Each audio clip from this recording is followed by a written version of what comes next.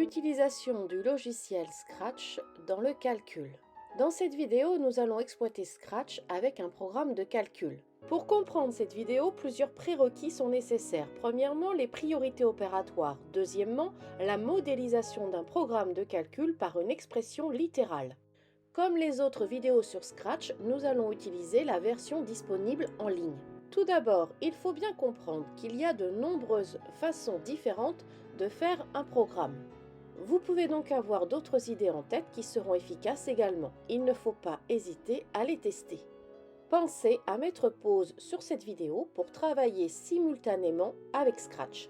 On me donne le programme de calcul suivant. Choisir un nombre, lui ajouter 2, multiplier le résultat par le nombre de départ, soustraire 7 au résultat. Modélisation avec le calcul littéral. Choisir un nombre. Je modélise le nombre de départ par la lettre X. Ce n'est pas une obligation, mais c'est souvent cette lettre-là qui est choisie. Lui ajouter 2. Je fais donc X plus 2. Ajouter, c'est une somme. Multiplier le résultat par le nombre de départ. Mon résultat, c'est X plus 2 et je le multiplie par le nombre de départ qui est X. Je n'oublie pas mes parenthèses. Soustraire 7 au résultat. Je prends donc mon résultat qui est x facteur de x plus 2, je soustrais, donc je fais moins 7. L'expression littérale qui modélise mon programme de calcul est donc x facteur de x plus 2 moins 7. Maintenant, je connais le nombre de départ et je dois trouver le nombre obtenu une fois le programme de calcul effectué à l'aide du logiciel Scratch. Je sais que mon programme de calcul est modélisé par l'expression x facteur de x plus 2 moins 7. J'ouvre l'application Scratch disponible en ligne. Il existe déjà 2 vidéos sur Scratch, les liens sont mis en description de cette vidéo. Maintenant que Scratch est ouvert, je commence mon programme. Tout programme doit commencer par un événement, donc je clique sur événement et je choisis l'action qui me permettra de lancer mon programme. Comme mon programme de calcul commence par choisir un nombre, je vais demander à mon lutin de poser la question « Quel nombre veux-tu choisir ?» Je clique donc sur « Capteur » et je sélectionne « Demander » et je modifie la phrase par « Quel est ton nombre de départ ?» Et donc mon lutin posera cette question-là dans une petite bulle. Maintenant, le nombre choisi est symbolisé par la lettre X et il change. Donc je vais cliquer sur le mot variable. Je vais créer une variable. Je crée la variable X. Remarquez que la variable X a une petite coche. Cela veut dire que sa valeur s'affiche sur la page de mon lutin.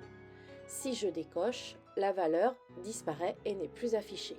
Je vais maintenant initialiser la première valeur de ma variable X. Pour cela, je sélectionne Mettre variable x a, je reclique sur capteur, je sélectionne réponse et je le mets dans la petite bulle blanche. Ainsi, mon programme va prendre la réponse à la question posée et va remplacer x par cette valeur. Nous sommes sur le prérequis de 5e, remplacer une lettre par sa valeur.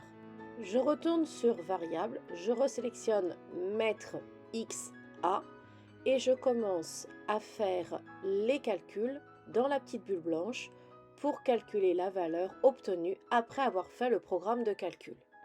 Attention, pour effectuer un calcul sur Scratch, les bulles sont mises dans l'ordre inverse des priorités opératoires.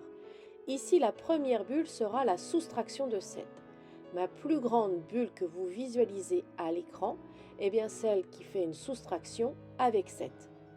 Puis, à l'intérieur de la petite bulle blanche précédente, j'ai inclus le produit du nombre de départ, x, par le résultat précédent.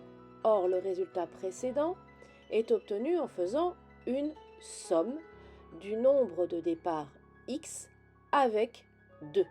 Voici les étapes détaillées avec le programme Scratch. Je sélectionne la bulle de la soustraction. Je dis que je vais soustraire 7.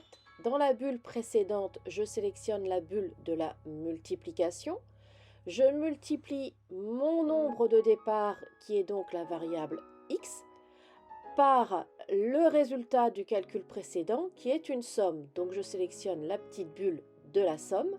Le nombre de départ x plus 2, puisque c'était ce que demandait de faire mon programme de calcul. Maintenant, si je clique sur la barre espace, mon petit lutin va me poser la question, quel est ton nombre de départ? Je vais donner par exemple 7 et quand je tape sur Entrée, rien ne se passe à l'écran. Puisque j'avais décoché l'affichage de la variable, je n'avais plus sa valeur d'afficher. Si je la recoche, j'ai donc la réponse. Mais si je souhaite que ce soit mon lutin qui me donne ma réponse, je vais sur le script événement, je sélectionne dire pendant quelques secondes, j'aurais pu sélectionner dire sans avoir de temps limite. Je retourne sur le script opérateur et je sélectionne regrouper, puisque mon lutin va devoir prendre deux informations. Tout d'abord, je lui fais dire le nombre obtenu est, et dans la deuxième bulle, je lui fais prendre l'information de la réponse à mon calcul, qui est la variable x. Je change le temps d'affichage de la réponse de 2 secondes à 7 secondes. Je reclique sur la barre espace, je rentre le nombre 7 comme nombre de départ, et cette fois-ci, c'est mon lutin qui me donne le résultat obtenu par le programme de calcul. Voici une manière encore plus courte de faire le calcul qui ne fait pas appel à la notion de variable. Il y a encore plusieurs façons de procéder, il n'est pas possible de toutes les montrer. Comme dit au début de la vidéo, n'hésitez pas à tester vos idées.